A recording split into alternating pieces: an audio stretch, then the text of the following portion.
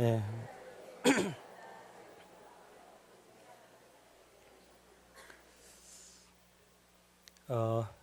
오늘은 이웃과 더불어 살아가는 그리스도인, 그런 제목으로 하나님 말씀을 나누려고 합니다. 사실 사람이 살면서 더불어 살게 돼 있거든요. 그런데 사이가 나쁘면 참 불편해집니다. 사는 게 아니고 천국을 살아야 될 우리들이 스스로가 지옥을 사는 그런 안타까운 현실까지 이렇게 자기를 내려가게 만드는 그런 괴로움이 이렇게 찾아오게 됩니다. 그래서 사이를 나쁘게 하지 않도록 주의하는 것은 대단히 필요합니다. 이제 명절도 은혜 가운데 잘 지내신 것 같습니다. 얼굴들이 모두 다 부옇고 달덩이 같이 이렇게 환하게 보이시고, 저도 이렇게 몸무게가 더 늘었는지 모르겠습니다. 동생들이 준비해온 고기도 먹고 뭐 새우도 구워 먹고 또 어머니가 텃밭에 길러놓은 고구마도 캐가지고 겉은 시커멓겠지만은 속이 얼마나 잘 익었던지 장작불에 태워서 참 맛있게도 먹고, 또 흩어졌던 가족들 만나 또 정감 있게 또 보내고, 그래 즐겁게 또 각자의 처소로 이제 또 다 돌아갔습니다. 전에도 한 번씩 말씀을 드렸지만 우리 전 세계는 어디 나 똑같겠지요, 물론. 그런데 우리 대한민국에는 참 우리 조상들이 지혜로웠던 것 같아요. 참 지혜로웠습니다. 생각할수록 저는 어른들이 너무 지혜롭고 슬기로우신 거예요. 예를 들어서 우리가 이 명절 같은 데를 당하면 이 명절을 기점으로 사람과 사람 사이가 화목하게 다시 회복이 되거든요. 명절 오기 전까지는 집안도 가족들도 친척들도 좀 불쾌하고 좀 마음에 들지 않고 뭐 그런 게 있을 수 있어요. 그런데 어른들이 말씀을 해요. 젊은 애들 시켜가지고 인사 갔다 와라 그러면, 그거 뭐 저 뒷집에 아재가 뭐 우린데 그랬는데 말라고 가요, 뭐 이럴 수 있잖아요. 잔소리하지 말고 갔다 와라. 한번 갔다 오면 그동안 있었던 모든 게 다 풀어져요. 그냥 저절로 그냥 녹아지는 거예요. 그게 이유 없습니다. 따질 것도 없어요. 근데 이런 명절을 통해 가지고 가족들이 새로운 국면을 이렇게 맞이하는 것은 어른들의 삶의 지혜가 아닐 수가 없어요. 이런 명절을 은혜 가운데 지내고 원래 명절을 지내려고 하던 그런 본 뜻을 잘 헤아리면서 살게 되면 아마 우리의 삶이 되게 기름지고 또 윤택하리라고 생각합니다. 그런데 잘못된 가치관을 가지게 되면 명절에 모여서 이게 그 집안을 막 욕하고 험담하고 가족들끼리 그 나빴던 일을 전파하고 공감하고 그래서 분노하고 막 이러면은 악의에 차서 그 명절 자리를 일어나게 될 거예요. 대단히 미련하게 명절을 보내는 방법이 되는 거죠. 특히 예수 믿는 분들이 사실 좀 많이 그런 편이에요. 모이면은 막 어디 모여있던 교회 이야기들거리 다 가지고 와가지고 거기 와가지고 풀어내는데, 그거 끝나고 나면은 열심히 있는 분들은 내가 이런 정보도 알고 이런 지식도 알고 이런 교회에 대한 얘기도 알고 이런 뉴스거리가 있다고 가지고 왔을지 몰라도 그 집안에 믿음이 연약하거나 그러지 않아도 왔다리 갔다리 하는 분들이나 갈까 말까 망설이는 분들은 아예 기독교에 걸음조차도 하지 않는 그런 어줍지 않은 결과를 만들어내게 되는 게 그 일 때문이에요. 뭐를 가정을 세우기를 위해서 어떻게 해야 될까를 우리가 생각하는 지혜가 참 필요합니다. 그러면서 명절은 결단하도록 하기 위한 좋은 거예요. 옛날 성현들은 일신하라 그랬잖아요. 매일매일 새로운 마음으로 살아가기를 권고하기도 했습니다. 아침에 일어나면 오늘 어떻게 살까 이런 마음이 있었죠. 기독교에는 이것을 새벽 기도로 승화를 했습니다. 그래서 매일 새벽마다 하나님 전에 나와서 말씀 듣고 기도하고 자기를 돌아보고 오늘 할 일들을 조용히 묵상하고 그걸 생각하고 떠올리고, 그리고 그 일 속에 하나님이 개입하시고 역사해 주시고 또 불편한 관계 있는 사람들의 마음을 어루만져 주셔서 모든 일들이 형통케 되고 잘 마무리되기를 위해서 기도하는 마음으로 매일매일을 그런 텀으로 살아가죠. 그리고 좀 더 그런 분들은 3일에 한 번씩 하나님 전에 올라오죠. 수요일 저녁에 올라오고 주일날 올라오고 이렇게 해서 3일 텀으로 믿음 생활을 이렇게 하면서 자신을 세우고 새로운 각오를 하고 그렇게 하기도 하고, 또 어떤 분들은 일주일에 한 번 올라와서 뭐 예배를 드리고 그러기도 합니다.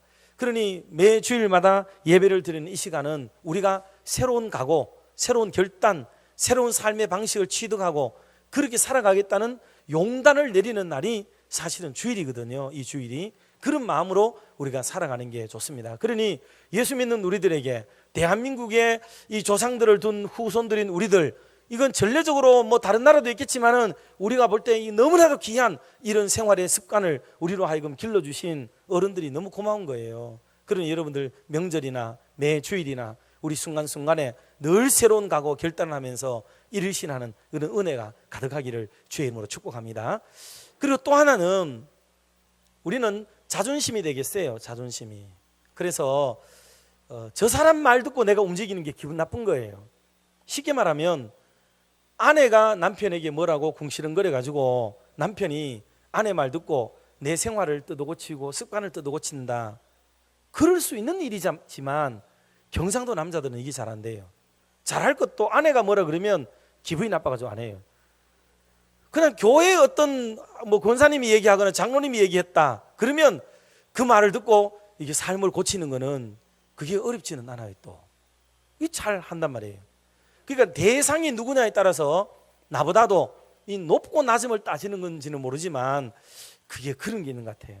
그러나 마음이 온유하고 마음이 겸손하게 되면 어린아이가 했는 말이라도 우리가 그 말을 곱씹어 보면서 아이고 우리 손녀가 와서 글쎄 이런 말을 한다고, 그 말을 들으니까 내가 조심해야지. 저 뭐 우리 애들 얘기하면 여러분 별로 안 좋아하시기 때문에 안 하지만 잘 그래 한마디 드리자면 이런 일이 있었어요. 어릴 때 큰 놈이 이게 크는데 차를 타고 어디 가면 또 밥을 먹으면은 그러는 거예요. 밥을 먹다가 제가 밥을 좀 흘렸는가 봐요. 그러면은 쳐다보면서 얘기해요. 아빠, 어른은 밥 흘려도 괜찮지요? 이러는 거예요. 어른은 밥 흘려도 괜찮지요? 이러는 거예요. 그러니까 시골 올라가다가 옥수수를 먹고 옥수수를 산으로 팍 차 밖으로 던졌어요. 아빠, 어른은 쓰레기 밖으로 버려도 되지요? 이러는 거예요. 이야, 진짜 그러고 나서는 진짜 그거 못 하겠더라고요. 그게. 그래서 그 이런 말이 웃게 해드리려고 하는 말이 아니고, 비록 그런 말이 아이의 입에서 나왔을지라도 어른이 그것을 인정하고 받아들이고 내 삶에 좀 조심스럽게 해야 되고, 그 뒤로 밥을 흘릴 때마다 제가 그걸 생각하는 거예요.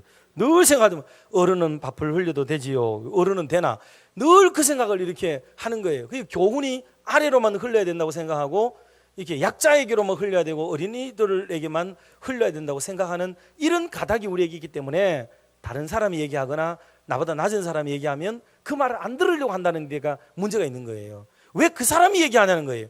그래서 우리가 고쳐먹지를 못하고 새 삶을 결단하지 못하는 경우가 실제로 우리의 삶에 좀 많이 있습니다. 그런데 여러분, 우리가 진짜 겸손한 마음과 순합, 수긍의 마음을 이렇게 가지게 되면 누가 내게 그 말을 들려주더라도 내가 오늘 저 어른 때문에 아니면 저 청년 때문에 하고 저 여청년 때문에 내가 오늘 한 게 깨달았다. 그리고 내가 참 마음에 새로운 각오를 했다. 늘 알던 얘기였지만은 오늘 새로운 각오를 하게 됐다. 참 고맙다.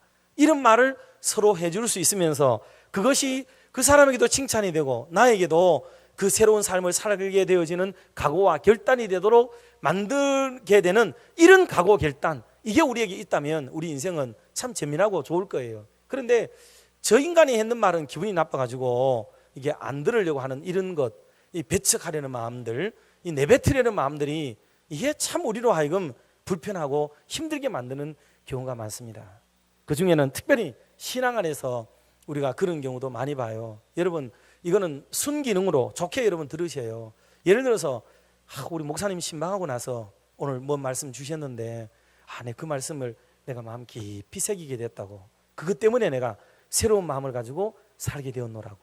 여러분, 이런 간증이 그게 목사를 많이 높이는 말이라서 좀 기분이 나쁘시죠. 그런데 여러분, 우리는 하나님을 빙자하고 말씀을 빙자하는 것만큼 행복하고 좋은 게 없어요. 사실은요. 오늘 주일날 갔다가 목사님 설교에 어떤 말씀이 나왔는데 딱 들어보니까 평소에 내가 다 아는 말이 저런 정도라면 나도 주섬주섬 주워 모아가지고 뭐 얼마든지 할 수 있겠다, 이런 생각을 가지는 동안에는 그게 뭐 은혜가 되겠어요? 뭐 도움이 되겠어요? 유익이 되겠어요? 아무것도 안 되는 거죠. 그 나도 저 자리에 서면 내가 뭐 그럴 수 있다, 이 생각 가지면 뭐 그 사람은 늘 그런 거예요. 여기에. 그러나 별것 아니지만 내가 알고 있었지만은 오늘 강단에서 그런 말씀을 하니까 좀 새롭더라. 그리고 새롭게 내게 다가와서 나도 한 번 더 마음을 다잡아 먹고 이렇게 살아야겠다, 그런 각오를 하게 됐다. 이런 말들은 서로를 좋게 만들고 은혜롭게 만드는 첩경이 되는 거예요. 더 나아가면 하나님의 말씀에, 성경에 기록된 말씀들을 여러분 주변의 이웃에 사람들 만났을 때, 불신자들 앞에서도 네가 불편할지 모르지만은 하나님 말씀에 이런 말씀이 있는데 나는 참 이게 내 마음에 깊이 와닿고 내 삶에 이게 하나의 어떤 기준이 되어서 내가 어떤 일을 결정할 때나 무슨 일을 할 때 이 말씀이 내게 힘이 되고 위로가 되고 이게 놀랍게 위력을 발휘하는 걸 내가 느낀다. 이런 말을 이렇게 조심스럽게, 믿음 안에 있지 않더라도 이런 말은 가능해요. 이런 말을 많이 들려주게 되면 그분이 교회를 생각하는 거나 성경을 생각하거나 주님을 생각하는 정도가 달라지게 돼 있어요. 이 사람들이 교회의 영향을 받구나, 이 사람들이 말씀의 영향력을 받고 있구나, 그런 존경의 마음들이 생기게 되고 조심스러운 마음이 우리 속에 생겨나게 돼요. 그래서 결단은 명절, 절기, 연말, 성탄, 매주 단위로 특별한 일들, 생일을 통해 가지고도 그리스도인들은 결단하는 거죠. 죽고 이제 새로운 삶을 사니까 얼마나 좋은 하나의 분기점, 변곡점을 맞이할 수 있겠습니까? 그런 일들이 중요하고, 또 하나는 내게 누가 들려주더라도 그런 말씀들을 우리가 가슴 깊이 새기고 그것을 인용하고 그것을 할 때 그 말의 힘의 위력을 서로 말해주면서 칭찬을 곁들이고 그것에 대한 고마운 마음들과 각오를 하게 된 배경들을 한마디씩 얹으면서 우리가 새로운 삶을 살게 되면 그는 참 힘이 있고 놀라운 거죠. 이런 멋있는 결단을 한번 품고 나가는 저와 여러분 되시기를 주의 이름으로 축복합니다. 오늘 우리가 사는 동네에는 다 사람들이 있어요. 이웃들이 있습니다. 많은 사람들이 있죠. 신불신간에 있는데 그 사람들의 유형은 나를 기점으로 말을 해도 좋아요. 내가 볼 때 좋은 사람, 나쁜 사람, 연약한 사람, 강한 사람 다 있습니다. 그런데 그 사람들과 더불어서 우리가 살고 있기 때문에 이런 사람들을 대응해서 우리가 그리스도인으로서 어떤 삶을 사는 게 옳은 삶이고 정답의 삶을 살 것인가를 잠언서가, 잠언 전도서는 되게 지혜로운 성경이잖아요. 그러니 여기서 삶의 방식을 우리에게 가르쳐주고 있어요. 그런데 놀라운 사실은 하나님의 말씀이라는 거예요. 이게 하나님의 말씀. 우리는 생각하기에 하나님의 말씀을 듣는 교회에 오면 하나님 말씀을 늘 이런 걸 기대하는 거예요. 신령한 것, 거룩한 것, 은혜로운 것들, 은사적인 것들, 막 하늘을 들었다 놨다 하는 것들, 막 희한한 것들을 보는 환상적인 것들, 이런 것들이 종교적인 거라고 생각하게 된다는 사실이에요. 근데 여러분, 이런 거는 성경에 되게 작아요. 얼마 되지 않습니다. 그럼 대부분은 뭐를 얘기하느냐? 예수 믿는 사람들이 세상 속에서 그 사람들을 상대로 어떻게 살아야 될지를 훨씬 더 많이 말씀하고 있는 거예요. 근데 그런 얘기들은 우리가 듣고 싶어 하지도 않고 들으려고 하지도 않아요. 그래서 우리의 삶이 바뀌어지지 않습니다. 바뀌어지지가 않는 거예요. 그래서 테이블에서는 강하지만 이렇게 앉아서 예배드리는 예배당에 오면은 굉장한 신자가 되지만은 실제로 세상에 나가면 예수 믿는 사람이 아닌 그런 그리스도인들이, 교인이죠. 교인이 너무 지금 많이 양산되고 있다는 아픔이 우리 현실의 아픔이에요.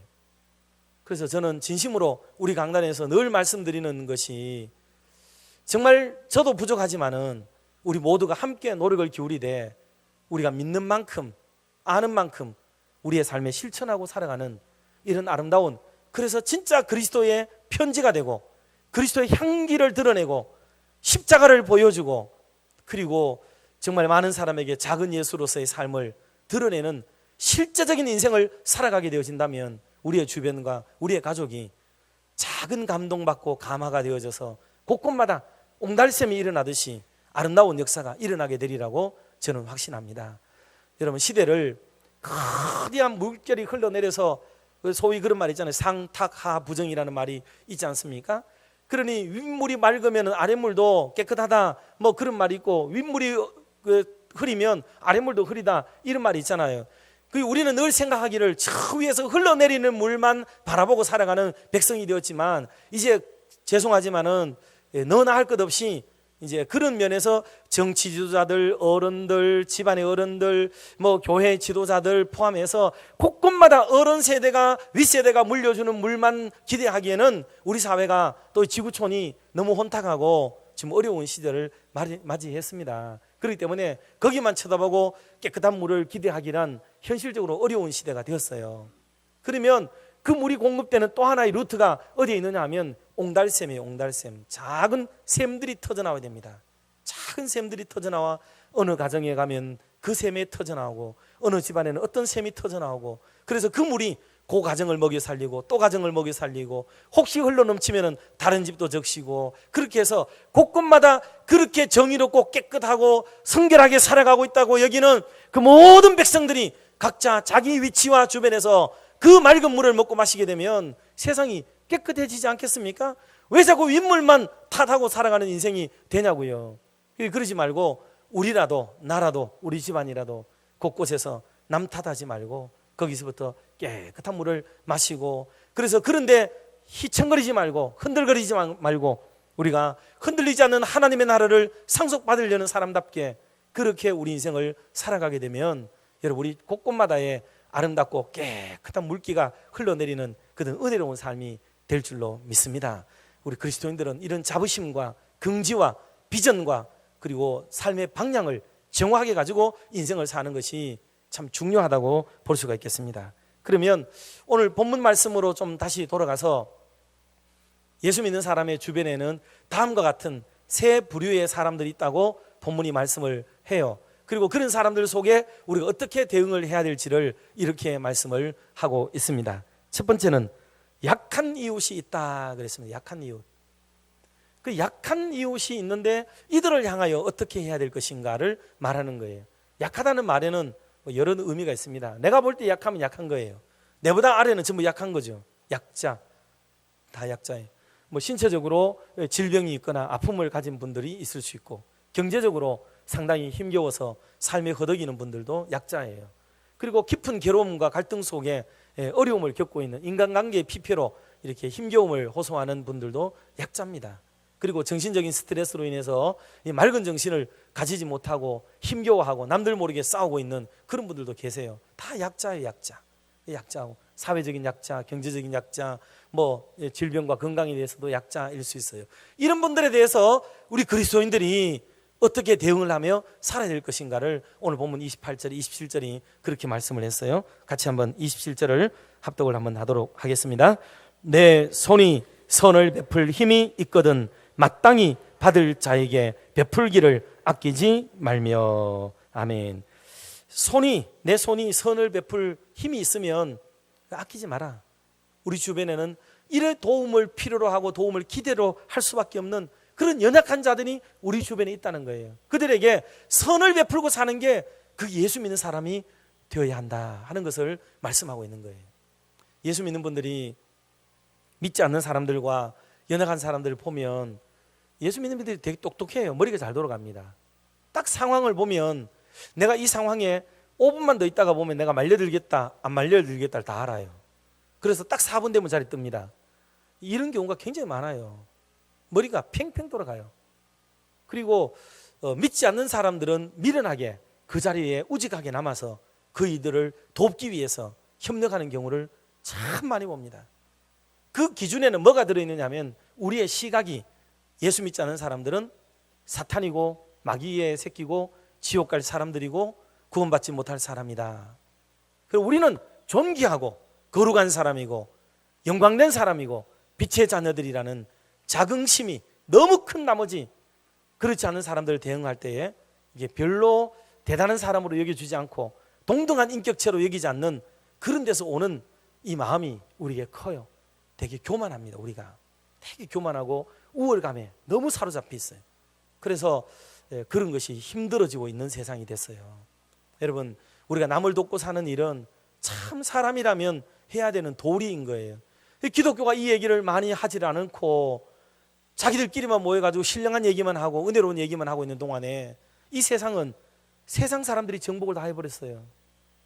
그래서 그들이 존경을 받고 그들이 리더를 세우고 그들의 세상을 다 만들어버리고 말았습니다.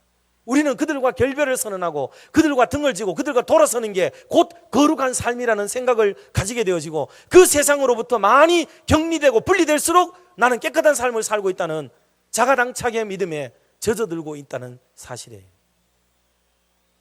우리가 신앙을 거꾸로 살고 있는 거예요. 주님께서는 우리에게 세상을 정복하라고 말했는데 우리는 세상으로부터 빗나가고 있고 세상으로부터 돌림을 받고 있는 시대를 지금 만들어가고 있는 겁니다. 이거는 참으로 안타까운 일이 아닐 수가 없는 거예요. 28절도 계속해서 한번 합독을 하도록 하겠습니다. 같이 한번 봅시다. 내게 있거든 이웃에게 이르기를 갔다가 다시 오라, 내일 주겠노라 하지 말며. 아멘. 지금 달라 그러는 게 내게 있는데 내일 줄게, 와봐라. 이미 그거는 심산이 들어가는 거예요. 심산. 마음의 계산이 돌아가는 거죠 벌써.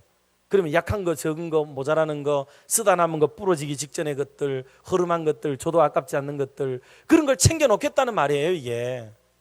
그러지 말고 달라 그러는 것이 내게 있다면 그것을 한번 주도록 마음의 자세를 한번 가져보라는 적극적인 구제와 봉사와 헌신의 삶을 말씀하고 있는 게 그리스도인들이에요. 그럴 때 그들은 많고 적고를 떠나서 그것에 감동하게 된다는 거죠. 감동. 선교지 가면 우리 성도들이 하는 공통된 특성 하나가 있습니다. 갔다가 헤어지고 돌아올 때에 그 선교사님이나 선교사님의 아내에 있는 사모님이나 가족들이 또는 현지 목사님들과 그 삶이 막 핍절하고 막 힘든 걸 보면요, 우리는 가리지 않습니다. 썼던 선글라스 벗어주고 우산 챙겨주고 심지어는 신발까지 벗어주고 오기도 해요. 우리가 가지고 있는 모든 것들을 그냥 막 덜어주고 그냥 와버리는 거죠. 뭐 돈도 물론이고. 그렇게 삶에서 필요한 것들, 거기는 없으니까 그런 것들을 주고 돌아오려고 하는 그 마음이 막 생겨나는 거예요. 원래 그리스도인들의 삶이 거기에 미치는 삶이라고 얘기를 할 수 있다, 그 말이죠. 참 멋있는 거예요. 한국 사람은 이거 재외 동포 중에 그 교육 박사를 받은 분이 그 자기 자녀들을, 재외 동포들을 모아놓고 하는 부모들 그룹에서 강의를 할 때에 했던 말 중에 하나가 이 말이에요. 무슨 말을 했냐면 대한민국 사람과 일본 사람과 미국 사람의 차이점을, 부모님들의 차이점을 얘기를 했어요. 한국 사람들은 아이가 학교에 갈 때나 밖으로 나갈 때마다 심어주는 게 그거예요. 기죽지 마라, 너 당당하게 살아라, 때려 눕히고 와라, 이런 걸 가르친다는 거예요. 그 자신감을 가르친 나머지 찐 눌리고 억압받고 막 이런 걸 싫어하는 거죠. 민족적 역사와 관계가 되는지도 모르겠어요. 그래서 하여간 가서 설치고 댕기더라도 뒷감당을 아파할 테니까 네가 뭐 기죽지 말고 살아라. 이게 한국 사람들의 부모의 심경이라는 거예요. 기 안 죽이려고 다 사주잖아요. 이래 생긴 것부터 시작해가지고 막 오만 것들, 메이커들 다 사주고 애들로 하여금 막 오만 것 다 해가지고 어떻든지 어디 가든지 기 안 죽게 만들려고 하는 게 부모의 마음이죠. 왜? 부모 세대는 그걸 잘 못했으니까. 심경적으로는 이해가 돼요. 일본 사람들이 자녀를 보낼 때는 그렇게 가르친대요. 너 나가서 민폐 끼치지 마. 사람들에게 신뢰될 일을 하지 말고 예의를 지키고 다른 사람에게 불편함과 부담을 주지 않도록 해. 이걸 가르친대요. 미국 사람들은 가면 나갈 때마다 뭐를 가르치냐면 네가 오늘 너의 도움을 필요로 하는 자들에게 외면하지 말고 피하지 말고 네가 기꺼이 작은 도움이 되어주기를 바란다. 그걸 가르친다는 거예요. 그 민족의 근성과 삶의 방향이 완전히 다른 거죠. 여러분들은 자녀를 내보낼 때 어떻게 내보내시나요? 주일 아침 되면요, 애들이 복도에 쫙 쫓아가요. 보면 부모의 손길이 얼마나 대단한지를 알아요. 저는 우리 애 키울 때는 그랬는지는 몰랐어요. 나중에 다 크고 난 뒤에 어릴 때 사진을 보니까 머리도 이쁘게 닦고 옷도 예쁘게 입히고 막 그러는 것 같더라고요. 그리고 그때로 보면은 참 이쁘고 사랑스럽기 그지없어요. 근데 오늘 골목에서 보면 애들이 얼마나 달랑달랑 그러고 가는데 보면은 엄마가 예쁘게 머리를 닦고 예쁜 옷을 입히고 그리고 칼라를 맞춰 입히고 온 정성을 아이들에게 다 기울인 그 흔적이 이렇게 눈에 이제 보이더라고요. 참 귀해요. 자녀들에게 정말 심어줄 수 있는 것, 나눔과 베품. 우리 영화부에서 또 유치부에서 뭐 찌다가를 비롯해서 참 그 아름다운 손길들, 아이들로 하여금 동전 한 입 모아가지고 선한 일을 위해 쓰도록 하는 그런 교육들은 저는 개인적으로 너무 좋은 산교육이라고 생각해요. 테이블에서 수만 마디를 가르치는 것, 그것보다도 실제 삶의 현장에서 내 손으로 무엇인가를 헌신하고 헌금하고 드려보는 거예요. 하나님께도 드려보고 사람을 위해서도 바쳐보고 가난하고 힘겨운 사람을 위해서도 자기 것을 내어놔보는 아까움을 경험해보고 그런 것이 훈련되지 않으면 그게 경건의 훈련이에요. 그게 경건의 훈련. 야고보서엔 경건이란 뭐냐? 가난한 자들과 고아와 가부들을 돌아보는 것이 경건이라고 가르쳤지. 경건이 여기 나와서 거룩한 옷을 입고 나와 거룩한 척하는 것이 그게 경건이 아니라고 성경은 오히려 얘기를 했습니다. 차라리 행함이 없는 믿음은 그 자체가 죽은 것이라고 말씀을 하면서까지 우리에게 진짜 경건이 무엇인지를 성경은 가르쳐 주셨어요. 저는 우리 교회 안에서는 시기가 생길까 싶어서 말씀을 못 드린 내용들이 많이 있습니다. 그러나 헌신 예배를 가거나 또는 다른 집회에 가서 말을 전할 기회가 있게 되면 거기에 가서 말씀을 드리는 여러 내용들이 있습니다. 디테일한 우리 교회 성도들의 그 삶의 현장들을 그 다른 교회 성도들에게 참 많이 나눕니다. 여러분들이 들으면 별로 이런 것에 대해서 기분이 나빠할 우려가 있다 생각해서 본교회에서는 사실 그 얘기를 드리지 않습니다. 뭐 아시는 것 중에 예를 들자면 이런 일이 있었죠. 여러분들은 최진한 집사님이라는 분을 알고 있죠. 지금은 목사가 됐습니다만 그분이 한참 전에 집사 시절에 서혜련 집사와 같이 우리 교회에 등록을 했어요. 참 젊고 알찬 부부였습니다. 애들은 딸내미 둘이 있었는데 찬미, 윤미, 아주 애들이 이쁘고 똑똑하고 지혜로웠어요. 연합회 활동 나가면 꼭 상을 타오는 그런 집안이에요. 그런데 우리 교회 등록한 지 약 3개월 정도 됐을 때 팔공산에 갔다가 내려오는데 차에 브레이크가 파열되면서 그대로 그냥 내리꽂혀가지고 애들 둘이 창밖으로 튕겨나가서 애들이 즉사했습니다. 그 자리에 죽었어요. 그 젊은 부부가 엉엉 울고 마음에 상처가 돼가지고 너무너무 괴로운 거예요. 장례를 지내고 첫 수요일 저녁에 교회를 왔는데 교회에서 마침 목사가 어느 해외 교회 건축을 위해서 좀 어떻게 이렇게 기도하고 마음을 모으면 좋겠다 하는 강구를 했어요. 거기에 감동이 돼가지고 목요일 날 낮에 점심시간을 이용해가지고 목양실을 찾았더라고요. 그리고 왔는데 통장을 하나 들고 왔어요. 960만 원. 제가 잊지도 못합니다. 그 돈을 들고 왔는데 이게 뭐냐고 물었더니 통장채 그냥 들고 온 거예요. 그래 뭐냐 그랬더니 찬미 윤미를 위해서 교육 헌금을 넣은 건데 목사님 이제 필요 없잖아요. 그러니 찬미 윤미 이름으로 교회 하나 좀 지어주면 참 좋겠어요 하고 가지고 왔는데 눈물을 막 멈추지를 못해요. 눈물을 막 쏟아내는 거예요. 기도하고 돌려보내고 참 그걸 가지고 어떻게 할까 고민하다가 마침 중국에서 그러고 난 뒤에 지진이 막 일어났어요. 그래서 중국 강력향에 가면은 그 지진이 한번 흔들어가면서 교회가 폭삭 무너진 그런 교회들이 있었어요. 그 중에 한 개 교회를 지목했는데 거기에 다 쓰기는 이 1,000만 원 돈이 좀 부족하고 해서 동명교회 이인순 장로님 1,000만 원을 받았습니다. 그래서 같이 2,000만 원을 가지고 그 무너진 교회를 다시 재건하는 일에 참 아름답게 사용된 그런 적이 있습니다. 너무 감동스러운 얘기였고, 그래 이 얘기를 그 교회 성도들과 인근에 헌당 예배하러 온 모든 분들이 엄청 많이 모였어요. 거기서도 이 사연을 다 얘기를 드리고 전국 남전도의 연합회 모임에 가서도 이웃교회 가서도 이 사연들에 대한 얘기들을 기회만 있으면 저는 얘기를 좀 드렸어요. 많은 분들이 이 일에 대해서 깊이 감사히 여기고 축복으로 생각을 하게 되고 공감을 하는 그런 부분들도 느끼게 되었습니다.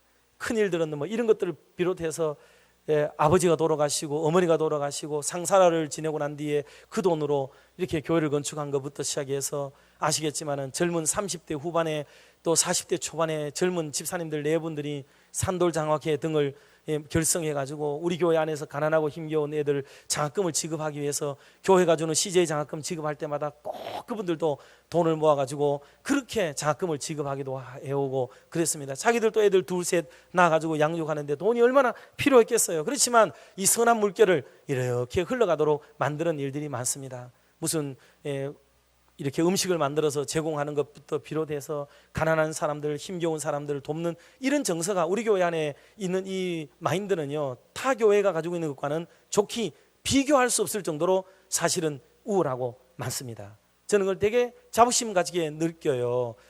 원체 목사가 높은데 마음을 두고 있어서 이런 거를 마음에 덜 차해서 그런지는 모르지만은 참 우리 교회가 이런 일들에 참 귀하게 사역을 잘 감당하고 계세요. 늘 감사하고 1대1로 타 교회와 비교하면은 대형 교회 못지않게 우리 교회가 이런 선한 일에는 마음을 기울이고 있는 게 참 많습니다. 그 점은 제가 알아요. 그러나 저는 우리 교회를 담임하는 목사이기 때문에 늘 여러분에게 칭찬만 할 수는 없는 거예요. 그래서 계속해서 우리가 방심하지 말고 자만하지 말고 지속적으로 이런 사역을 감당해서 하나님 앞에 설 때 여러분 모두가 의젓이 설 수 있으면 참 좋겠다, 이런 마음으로 목양을 지금 해가고 있는 겁니다. 이거는 본심으로 하는 일이고 이걸 통해 목사가 얻는 이익이나 유익을 챙기려고 뭐를 이렇게 하려고 하는 게 아니에요. 이런 것들을 여러분이 중심을 알고 복음에 부합한, 성경에 부합한 삶을 살아가도록 각오하고 마음을 먹는 저와 여러분이 되시기를 주의 이름으로 축복합니다. 그리고 이 약한 자를 돕는다는 말에는 이게 제일 중요하기 때문에 이걸 강조를 많이 드려요. 그 말에는 이런 사람들은 원래는 제외됐어요.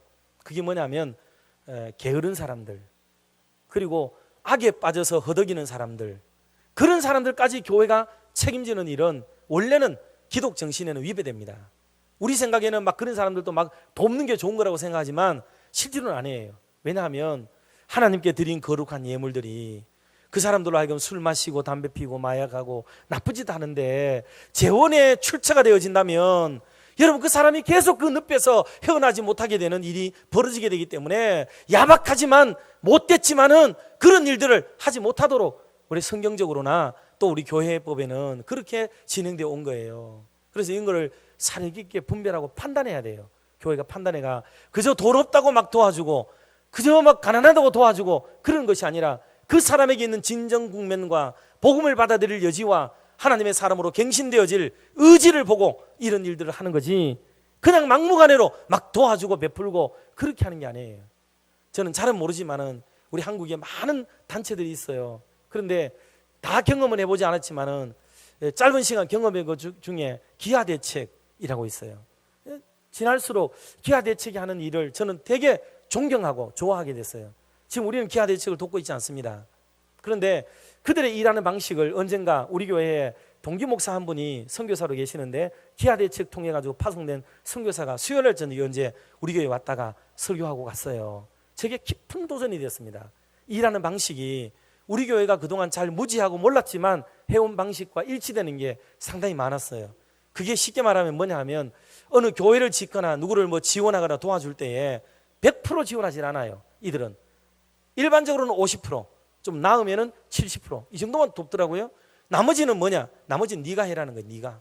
네가 정신 차리고 마음 모아가지고 뜻을 모아가지고 기도하고, 예를 들어 교회를 짓는다 그러면 50%, 70%는 지원하되 나머지 1,000만 원은 너가 모아라. 돈도 하나 못 모을 교회지만은 기도하고 애쓰고 노력하고 헌신하고 희생하고 하라는 거예요. 그거 하면 우리가 이만큼 도와주겠다, 이렇게 얘기하는 거예요. 참 멋있는 거예요. 이게 중국에는 우리가 그렇게 주로 많이 했거든요. 그런데 동남아에는 100% 지원했어요. 그러니 고마움도 없고 그리고 감사한 마음도 없고 관리 능력이 안 되고 이런 문제가 발생하는 것을 느낄 수가 있었어요. 그런데 그분들 생각에는 돈 한 푼 없는데 할 수 있겠느냐 물을 때요, 2년 3년 걸리더라도 해요. 악착같이 합니다. 이를 악물고 살아요. 그 돈 없는데도 모으고 애를 쓰고 노력해가지고 결국은 그걸 만들어가지고 몇 년이 걸리더라도 결국 해내더라고요. 그래서 제가 기하대책에 일하는 방식이 너무 좋은 거예요. 이게 바로 백성을 계몽하고 의식을 깨우고 복음도 받아들이고 도움도 받게 만들고 자립하게 만드는 진짜 좋은 선교적 마인드를 갖는 것이구나 라는 것을 제가 그때부터 느끼게 되면서 이후로는 우리 교회가 100% 지원하지 않습니다. 항상 그 교회가 얼마 부담을 하고 우리가 돕도록 하는 게 그게 필요하겠다는 생각을 가지게도 되었습니다. 자, 도움이라는 것은 이런 여러의 유형이 있다는 것을 우리가 인식을 하는 것이 참 좋겠다 생각합니다. 자, 두 번째, 세 번째를 간략하게 말씀드리면, 두 번째는 선한 이웃이 있을 수 있잖아요. 우리 주변에 그냥 조용히 은혜 가운데 지내는 분들 있어요. 29절 말씀 같이 한번 합독합시다. 내 이웃이 내 곁에서 평안히 살거든 그를 해하려고 꾀하지 말며, 계속 30절도 같이 한번 합독합시다. 사람이 내게 악을 행하지 아니하였거든 까닭없이 더불어 다투지 말며. 아멘. 평화롭게 살아가는 거죠. 화합하고 살고. 예수 믿는 사람들이 특별히 우리는 남의 말 하는 걸 좋아해요. 근데 여러분, 성경은 뭐라고 그러냐면 그 사람이 너에게 특별한 해를 끼치지 않으면 그 사람 건들지 말라는 거예요.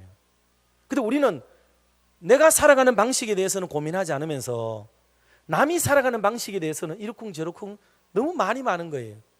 예수 믿는 사람은 그렇게 하면 안 된다는 거예요. 그 사람이 직접적으로 너에게 와서 뭔가를 해롭게 하면 대해야 되겠지만, 그게 아니라면 괜히 그러지 마라. 만약에 내가 그 사람 얘기를 함부로 하고 돌아다녔다가 그 사람이 니네 와서 따지면 니는 뭐라 그럴래? 네가 무슨 자격으로 그런 말을 하고, 네가 무슨 자격으로 내 인생을 두고 이렇게 저렇게 말을 하느냐고 물으면 네가 뭐라고 말할 수 있겠냐는 거예요. 이건 미련한 사람의 삶의 방식이에요. 그건 싸움을 불러일으키는 것이고, 이거는 칼부림을 나게 만들 수 있는 이 일만 되는 거지, 예수 믿는 사람이 취해야 될 행동은 아니라는 거예요. 혹시 불편한 소식을 듣거나 좋지 않는 얘기를 듣더라도 다만 그를 위해서, 형제를 위해서 기도해 줄 따름이지 가타부타 그런 말을 하는 게 아니라는 거예요. 그건 어리석은 사람이 하는 삶의 방식이에요. 여러분, 예수 믿는 우리들이 남의 말을 많이 듣고 살아요. 이만한 공동체가 모여 사니까 한 주간이 심심하지가 않잖아요. 얼마나 많은 얘기가 있어요. 목사 얘기, 장로 얘기, 권사 얘기, 집사 얘기, 이 집사 저 집사 다 있잖아요. 교회 얘기, 기관 얘기, 클럽 얘기, 너무나도 많은 얘기가 여러분에게 매주일마다 값없이 그냥 공급이 되고 있어요. 이 얘기가 우리의 삶이 되고 있고 이게 신앙생활인 것처럼 여기게 되고 있어요. 아닙니다. 그 속에 우리의 신앙은 하나도 없는 거예요. 여러분, 예수 믿지 않는 사람들도 명절 지났지만은 제사 지내는 사람 앞에 가서 감나라 배나라 하는 거 아니래요. 안 믿는 사람들도 남의 제사에 가서 그렇게 말하는 게 아니라고 가르치고 배우고 있습니다. 그런데 그리스도인들이 어떻게 남의 삶을 그렇게 들었다 놨다 얘기를 할 수 있는 거예요? 그러니 누가 여러분에게 와서 다른 사람 얘기하면 얘기하지 마라. 나 시험 든다. 내 믿음이 그렇게 강하지 못하다고 거절할 줄 아는 믿음의 용기가 작동되기를 주의 이름으로 축복합니다. 권사님이 돼가지고 싸돌아다니면서 오만 얘기를 하고, 집사님이 돼가지고 여러분이 직무상 들었던 얘기들을 가지고 오만 데 돌아다니며 얘기하면 그게 나쁜 거지. 그게 직무를 유기한 일이 아닙니까? 그게 잘못된 것 아니겠어요? 조용히 기도하시고 그런 일이 들어질 때 위에서 걱정해주고 함께 마음을 기울여주는 게 그게 성도의 삶이지. 서로 세워주는 것, 그 사람이 얼마나 괴롭겠어요? 그 사람이 얼마나 고통스럽겠어요? 그 장모님은 얼마나 힘겹겠어요? 거기에다가 더 무게를 더해가지고 해머로 더 놓듯이 힘겹게 해버리고, 그렇게 하면 사람이 할 짓이 아닌 거예요. 사람도 할 짓이 아닌데 그리스도인들이 그렇게 할 수는 없는 거죠. 당사자는 더 괴로운 법이에요. 여러분, 그것을 잘 이해하고 헤아려 줄 수 있는 마음이 필요한 거예요. 그러니 그 사람이 유독이 너에게 악한 일을 행했다면 그 사람의 그 일을 상대해야 되겠지만, 그렇지 않다면 네가 왜 그렇게 말하느냐는 거예요. 네가 왜 그렇게 하느냐. 그 어리석은 일을 그렇게 하지 말라는 겁니다. 끝으로 악한 사람이 있을 수 있어요. 세 번째는 악한 사람이 있을 수 있는데, 악한 사람은 언제나 우리를 꼬드기기 때문에 멋있게 보여요. 모든 게 멋있게 보이고 자랑스럽게 보일 수 있습니다. 그런데 오늘 본문 31절 말씀이죠. 우리 같이 한번 합독을 해보도록 하겠습니다. 31절을 같이 봅니다. 포악한 자를 부러워하지 말며 그의 어떤 행위도 따르지 말라. 아멘. 두 가지 얘기했어요. 하나는 부러워하지 마라. 부러워하지 마라. 폼 나게 댕기고 강체 나는 것처럼 댕겨도 그거 얼마 못 가요. 악한 거는. 그러니 부러워하지 말고, 두 번째는 따라가지 마라. 쫓아가지 마라. 그러지 않도록 하라는 거예요. 그게 그리스도인의 아름다운 삶인 것을 우리에게 말씀합니다. 오늘 이후로부터 지금까지도 잘 살아오신 여러분들이시기도 합니다만, 이후로 더 은혜 가운데 이웃과 더불어 살아가는 아름다운 법을 그리스도 안에서 터득하고 주의 영광 위하는 은혜로운 삶이 되기를 주님의 이름으로 축원합니다. 기도하겠습니다.